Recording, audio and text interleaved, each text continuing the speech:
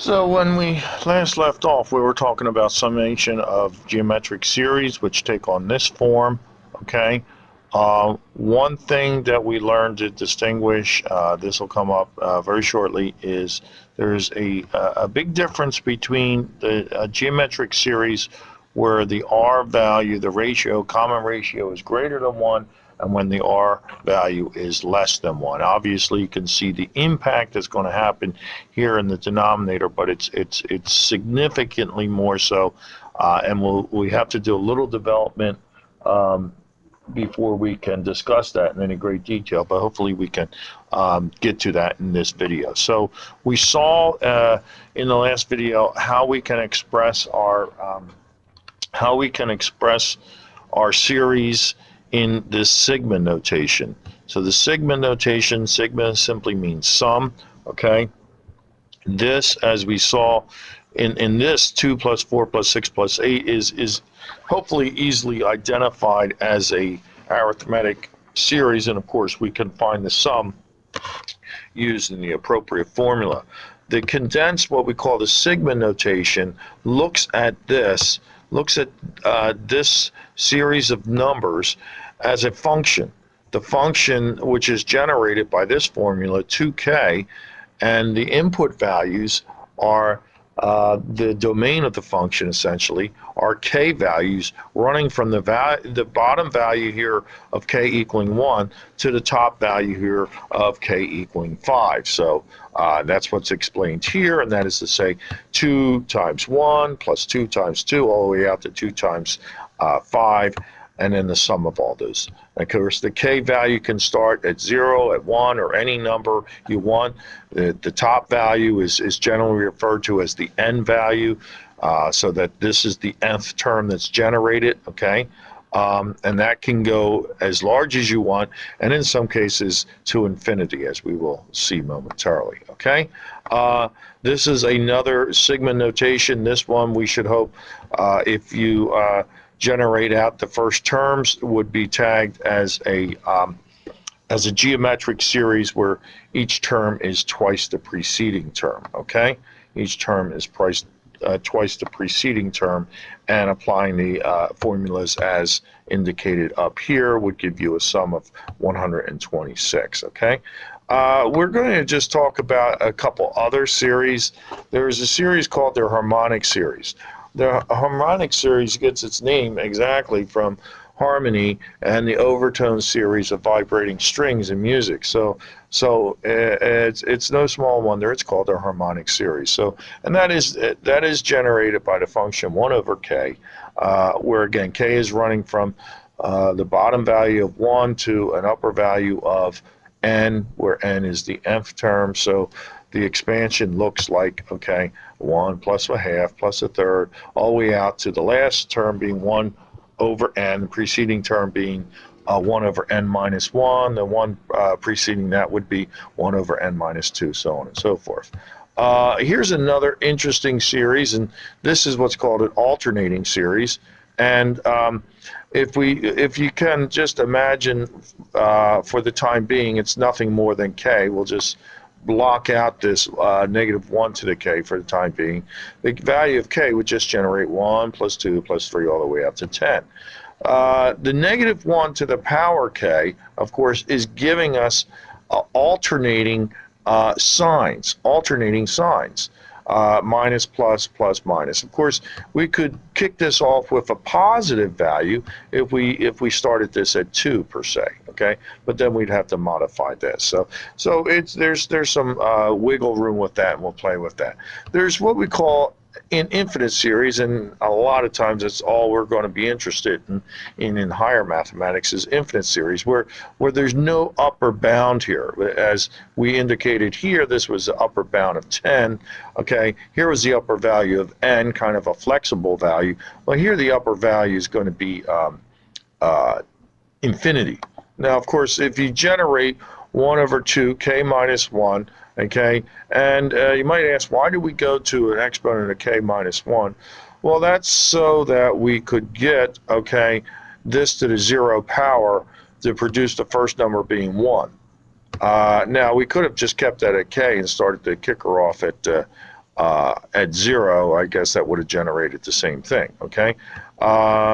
So this is this is an infinite series, 1 over 1 plus 1/2 plus 1/4 plus 1/8, and I would hope you'd recognize that as a geometric series, because each successive number is half the preceding number. So that's a geometric series with a common ratio of successive terms of 1/2. And as I said earlier in the video, these are going to be most interesting when this common ratio is less than 1, and allow us to see this development as we go through. So this being a geometric series, let's play around. Let's generate or find the sum, okay? And here, this is going to find the sum of the first 5 terms, okay? Using our formula as before, okay? A being 1, R being 1/2, N being 5. So applying that to the first 10, I guess I was going to do. So here we go. 2 to the 10th is 10^24. So 1 over 2 to the 10th is 1 over 10^24. And so this is what we get. The denominator goes to 1/2 minus 1, which is negative 1/2, which actually forces 1 over negative 1/2 to be negative 2 out in front. Okay? It doesn't seem like I can sum this to a negative, so what I'm going to do is kind of reverse the order of this numerator expression, okay? So that I can negate that negative. So this numerator expression, that's the same thing as here, just 2 to the 10th being 10^24. Reversed, we can see that is, for all intents and purposes, really closing in on 2. It's really, really closing in on 2. And in fact, it will close in on 2, as you will see, because the significance of 1 over 1024 can, for all intents and purposes, be ignored. Now let's use something in calculus called the limit approach, okay? A little bit of this might be a little bit over your heads at this point, but just bear with me so we can see the end result, okay? Typically, rather than, I'm going to be concerned with taking this out to infinity. I want to sum up, I want to turn this into this series up here, the infinite series. So what I'm going to do is I'm going to sum that out to infinity, but obviously that seems like it's going to be a little difficult. So what I'm going to do is move that upper bound from infinity to n, and then take the limit as n goes to infinity. Just bear with us as we go through this development, okay? So if what I was going to do, if I generalize my expression up here, if I generalize this expression up here, and now this 1 over 2 to the 10th, or 1 over 10^24, is generally 1 over 2 to the n, okay? So if I were taking this summation out to n, all things being the same, the only thing to be different down here would be 2 to the nth power. Now, okay, now what's going to happen? You know, as n approaches larger and larger numbers, 1 over 2 to the n is virtually disappearing. And in the limit, we say it does disappear. So in the limit, we're going to say that this thing is going to, this whole expression 1 over 2 to the n is going to do a disappearing act. It's going to contribute absolutely nothing, so that the series in the long run is going to sum up to 2. It's going to sum up to 2. Now, what's interesting is that you can sum up the first 2 terms of this series and generate 75% of the total, okay? Now, it's of no surprise that each successive term contributes less and less and less, but it is of a surprise that you can sum up an infinite number of values and sum up to a definitive value of 2, okay? And that's kind of what is happening with these infinite geometric series, okay, of a geometric type where the R value is less than 1. We say they converge. They collapse to a definitive value, in this case, 2, okay? So let's kind of state that formally up here, okay? And again, this is a little bit beyond, but hopefully you can appreciate the end result. We're talking about geometric series, okay, whose numbers kind of would it suggests that they're getting smaller and smaller. So which would suggest that the R value is less than 1. Okay, we have a collapsed formula, uh, from the generalized geometric series, which is simply right here. A over 1 minus R. A over 1 minus R. So this was an infinite. Sum up all these numbers to infinity. All right, you know what? That's easier than summing up the numbers up to 100 terms, because I can use this form as opposed to the little bit more involved summation form. And because in the long run, this thing is going to collapse to what? Here it is. Just plug the numbers in. Okay? So that has a sum, okay, of A over 1 minus R.